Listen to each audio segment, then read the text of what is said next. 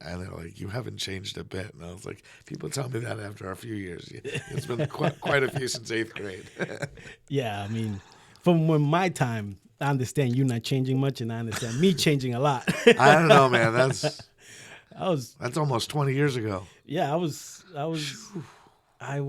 17, 16, 17. I graduated high school early, so I graduated at 17. So I was right around there. So I was just a kid. Yep. I'm 33 now. Wow. Time flies. Wow, you make me feel old. No, you look the same. I swear to God, you look the same. If we compare the pictures, it's the same from back then.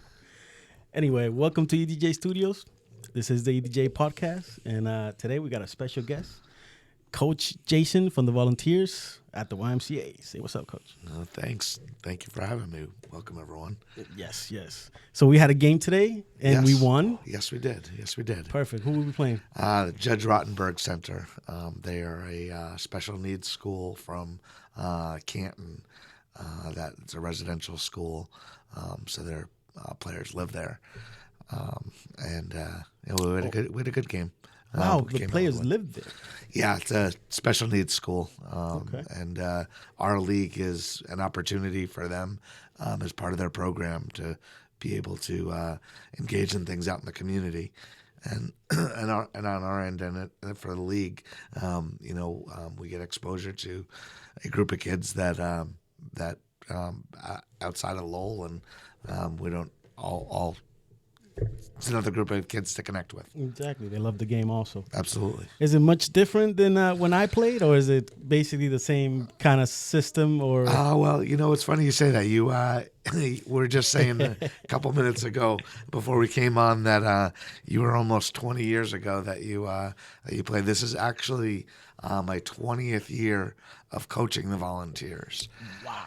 Yes. Wow. Yes, and we started this program back in 04, and you were right after that, pretty much. right at the beginning. Yeah, so that's why I wanted to know. I don't know if it's changed much. Yeah, so I mean, we have more teams now than we did then. Good. I think back then we probably only had 4 or 5 teams. Yes. We're up to averaging 8 to 10 teams depending upon the year. Pre-COVID, we were in a pretty good stream. Since then, struggled a little bit, but we've got eight strong teams this year, and good opportunities for different communities to connect with each other through basketball. Yeah, I mean, I love the program myself. I can honestly say it kept me out of trouble, and I'm sure a bunch of kids could say the same thing. Back then, it was, I don't know if it's different. Back then, it was so many kids. Sure.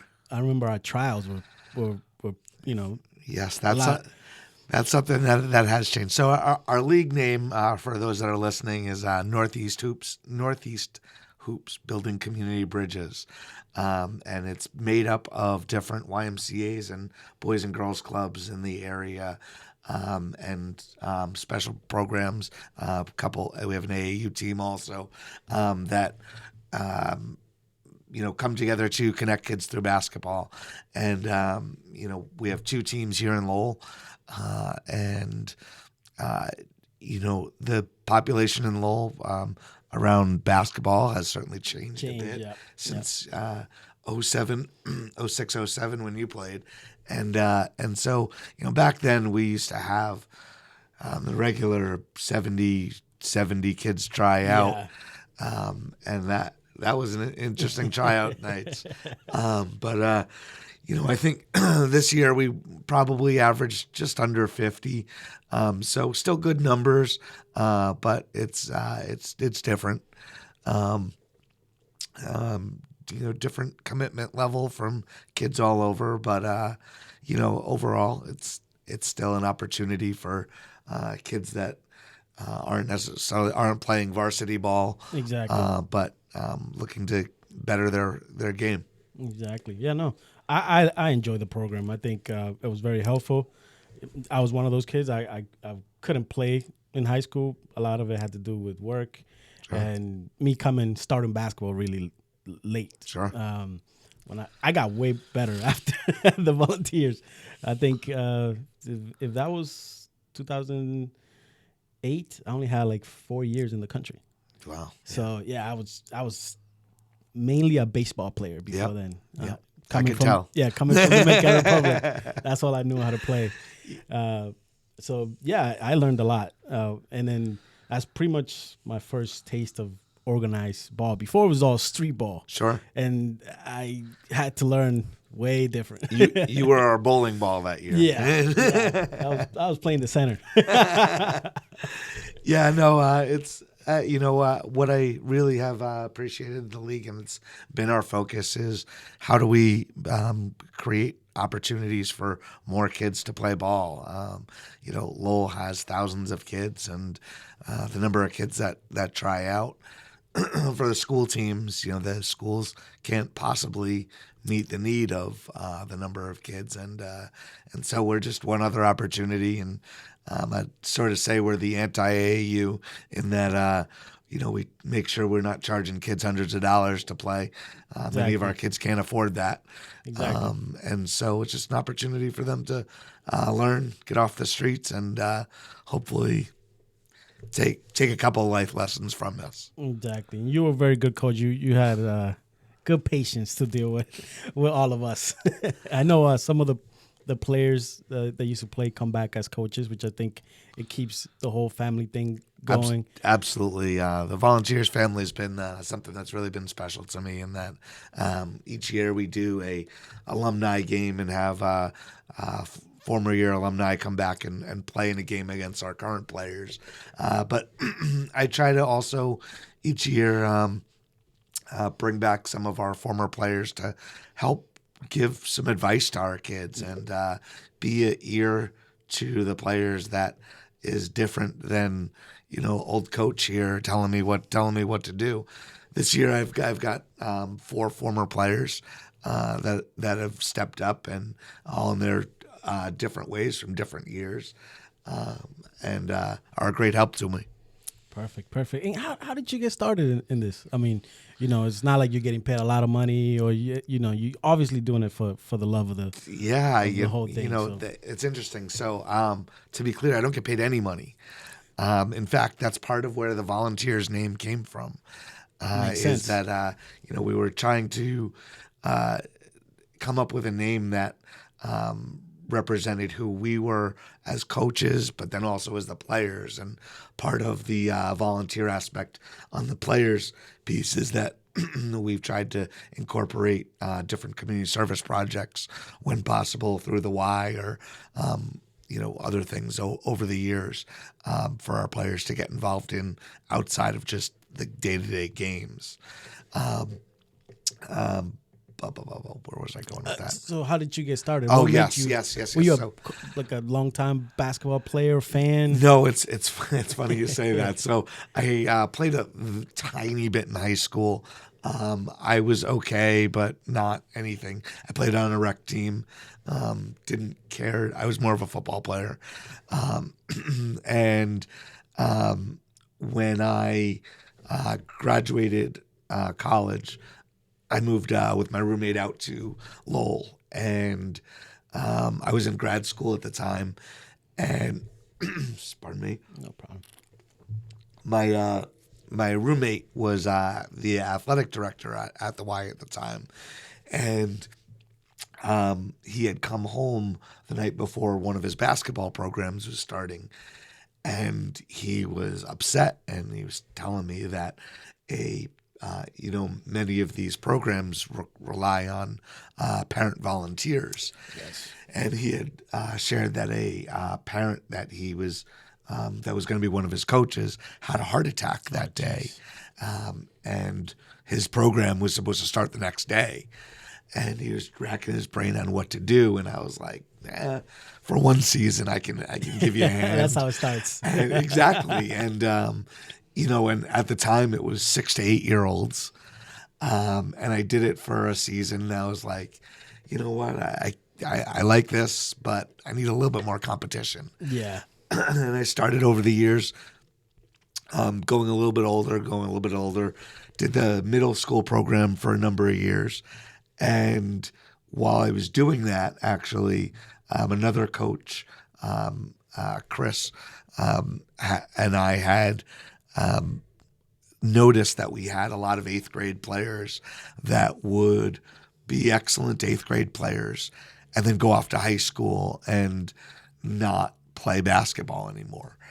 And we had a conversation with some of them, and we were like, "What's up? Why do you do that?" And they were like, "Yeah, well, we're not going to necessarily make the high school team, Correct. And don't have the money to play AU, so we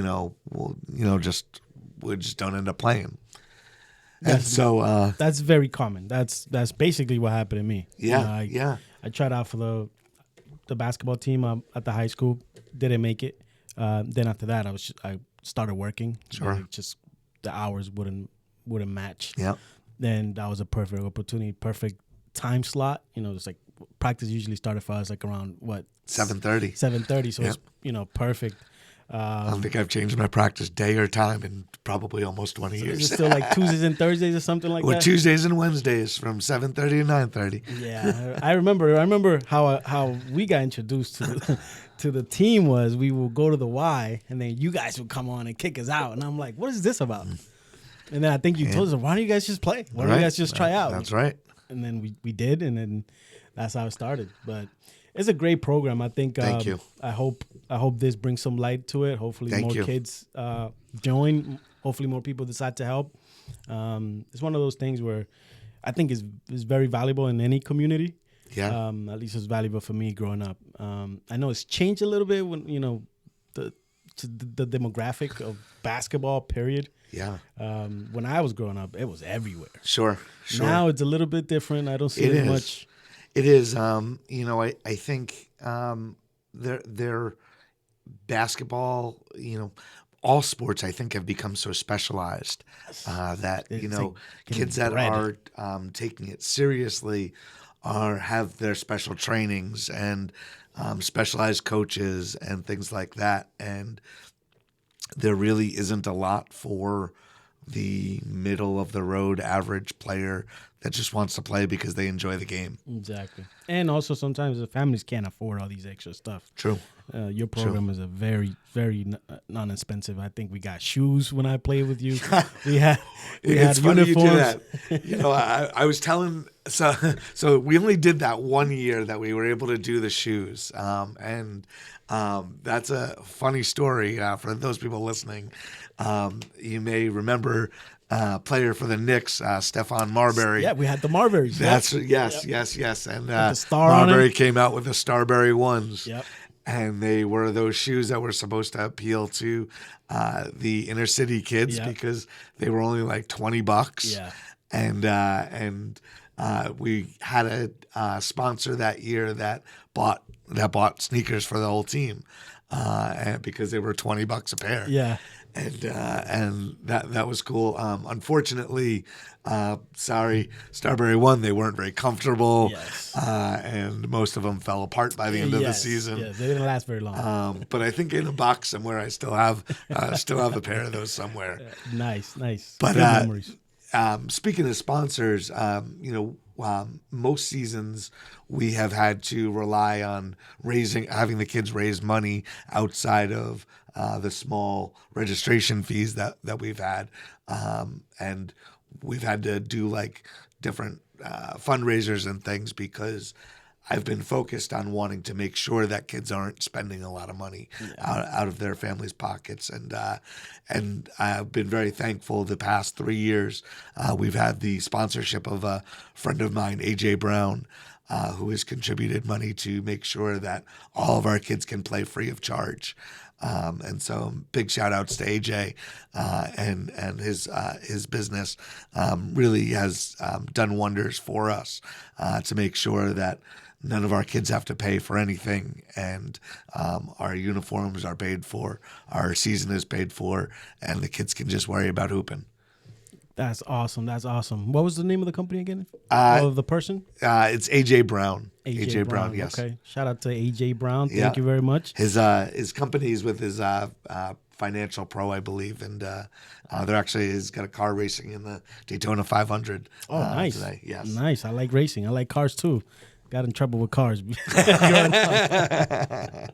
But that's awesome. But man. yes, no, big shout outs to AJ. We very appreciate him being a partner and supporting our kids for the past couple of years.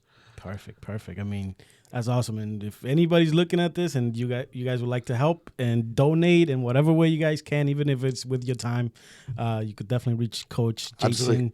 What's your Instagram or Facebook, wherever they can? Facebook is Jason Vols Hoops. You can also just give a call to the Lowell YMCA front desk and tell them you want to leave a message for Coach Jason. Or Jason Levene at gmail.com. Definitely appreciate that. Perfect. And how long is the season? I don't remember anymore. So our season goes from the season itself goes from January to mid-March, and then we have a playoff tournament at the end of it, an all-star game and all that kind of stuff. We didn't have none of that. So it's changes. Yeah, we have a tournament that all teams play on. It's a one-day single elimination tournament for our playoff tournament, and then the following week we do a all-star game and awards banquet where each team identifies 2 or 3 all-stars and their rising stars, so they're freshmen or sophomores. So we do like a rising stars game, and then an all-star game, 3-point competition. Oh wow! And we do it upright. Nice.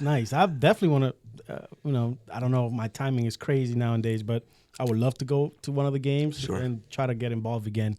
Like I said, it was very, very important part of me growing up, even though it was just 1 year. But I appreciate that, and I recognize, people's support and time comes in what they're able to give, and I recognize not everyone's able to just give 3, 4, 5 nights of their time towards a program, but that's what's been great about this year with the guys that have been helping me is that they've all complimented each other on the nights that one of them can't be there, the other guys are there, and it's been a blessing.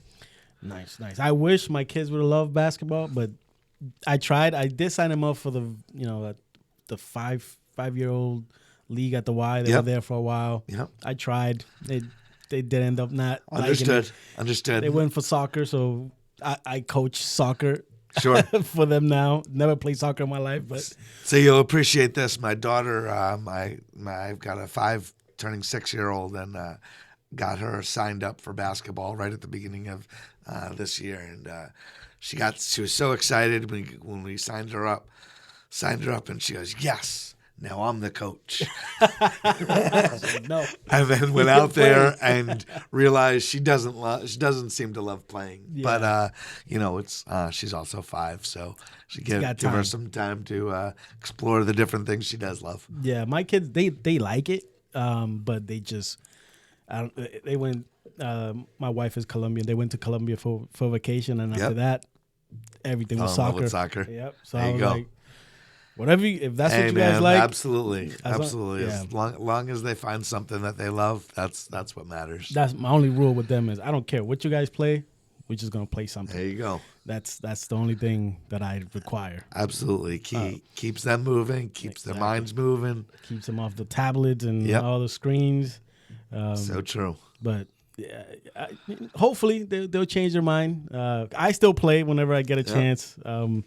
Just to go shoot around. I still go to the Y early in the morning just to take shots here and there. Basketball is always going to be a part of. Sure. Yeah. What do you think about the Celtics and basketball in general? It's funny. I grew up a Knicks fan. And Knicks? Yeah. Where are you from? I'm from New York. Oh, okay. I didn't know that. I thought you were from here. No. I came out here after college. And just planted myself here, and all my friends and my wife and everyone are out here, and so I never went back. But I'm a New York transplant, and it must have been fun in the beginning. My sports teams. That rivalry was alive and well back then. Let's just say it's been interesting 20 plus years. But this year, my Knicks do what they're famous for doing, making a bunch of noise, and probably not coming through with anything. Jalen Brunson is looking good, but I don't know if he can hold the weight of the whole team. And the playoffs, it gets a little different. Yep, it gets a lot different. Yeah, especially for undersized players. Yeah, defenses are a little bit tougher. So, yep. Yeah, I can see that. And the Celtics, I love to hate the Celtics, but it's hard to hate too much about what they're doing right now. Yeah. I'm probably a Porzingis hater because of how he the taste he left in my mouth from New York, but he's not. Let's just say he's not playing like he did in New York. He loves it here for whatever reason. Certainly does. He enjoys the fans, and he's playing awesome for us. I think we should take it this year. I'm hoping. Hey, it's championship or bust for you guys. Yeah, I mean, with the team we have, if we don't win now, right. What are we gonna do? That's right. You can't get better than that. Yeah, I mean, they've got it on so many different levels, and I won't ever bet on the Celtics, but I wouldn't bet against them right now either. Perfect. Since it's not the Celtics, it's not the Knicks, who do you think will win this year?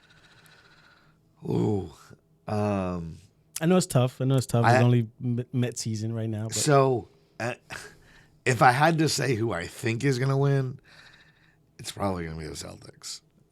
However, and did you guys see how he said that too? However, I don't know. I like what some of the other teams are doing. The Heat seem to be on the comeuppance. The Celtics struggle with them, but I don't think they will this year. Yeah. But it seems like you said. It seems like the Celtics should win. Milwaukee's not doing too good right now. I think the Sixers, Embiid is kind of hurt or banged up. We don't know what's going to happen there. So it seems like the path is clear. I mean, all those other teams, I feel like they have one, maybe two guys that you're like, oh, they might struggle with that guy. But with the Celtics, unfortunately, they've got too many of those guys. Yeah, they can match up with anybody pretty well. So it should be interesting. I think their best play, people probably disagree and probably err on the side of Porzingis, but I think their best pickup was Holiday.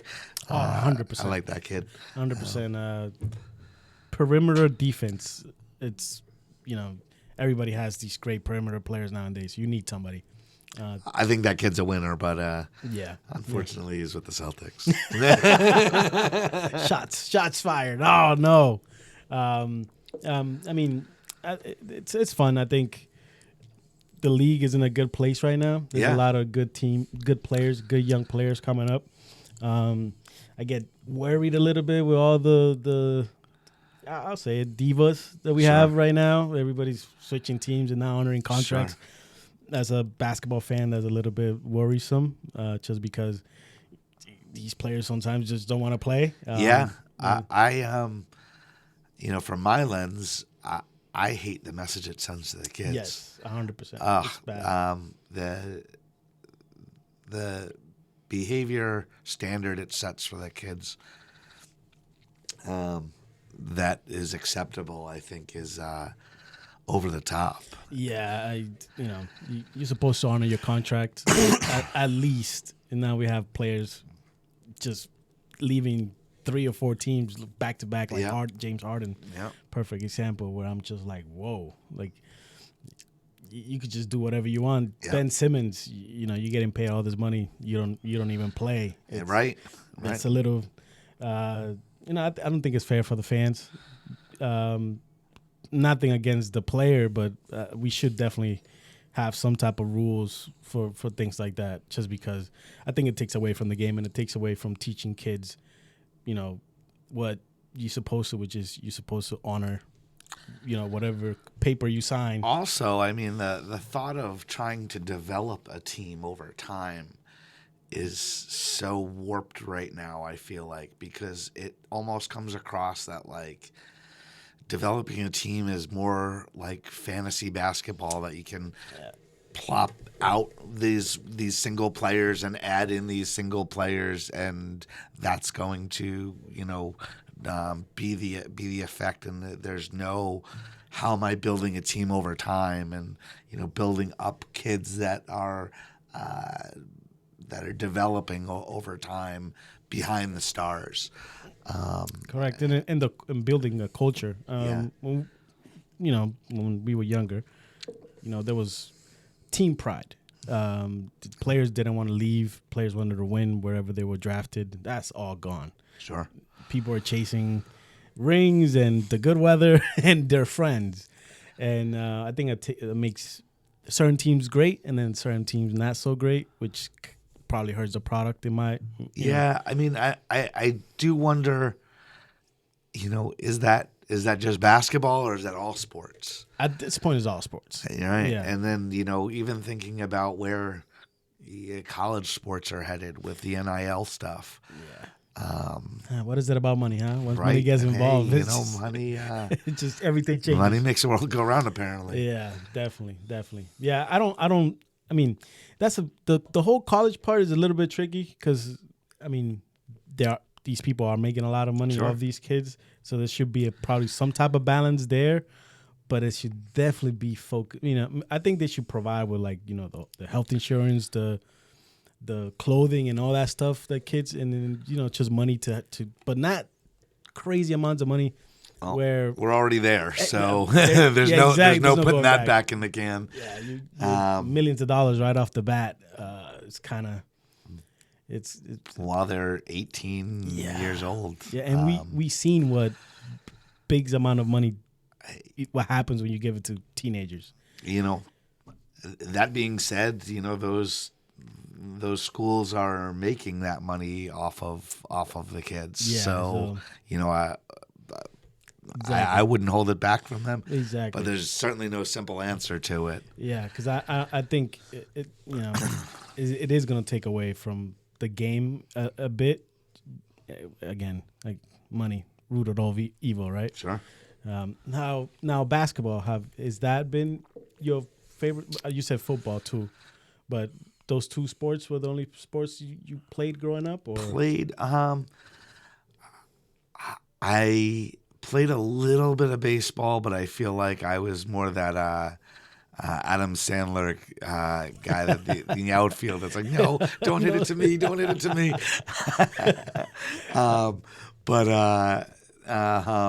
But football was my enjoyed sport. I was a tight end in high school, and that also only lasted a little bit too, because once work came in and I found out I could make money, the sports dropped off to the side.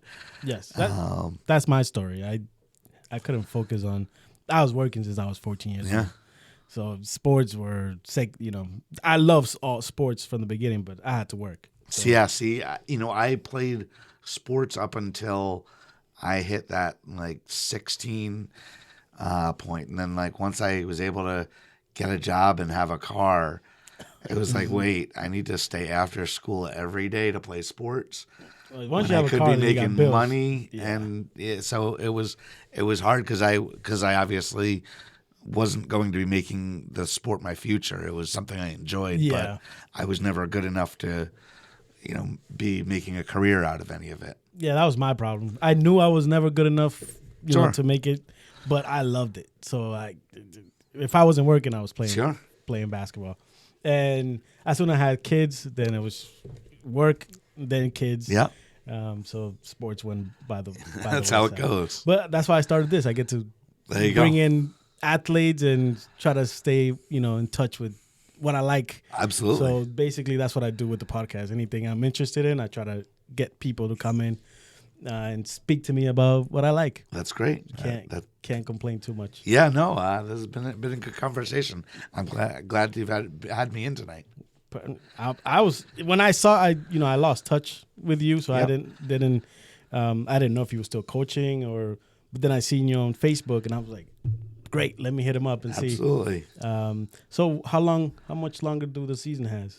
Our season has a little under a month Left. Yeah, our tournament's on St. Patrick's Day, so got almost exactly a month left. Nice. All right, Coach. Well, we're gonna end it there. That All right. was very good conversation. I know you're tired. You just probably had a long day. Hey. Yeah, guys, go follow Coach and his page. Go support the YMCA. Support the volunteers. And again, if you're a kid and you want to play, you think you can't afford it, you can. So go check the volunteers out. Thank you very much.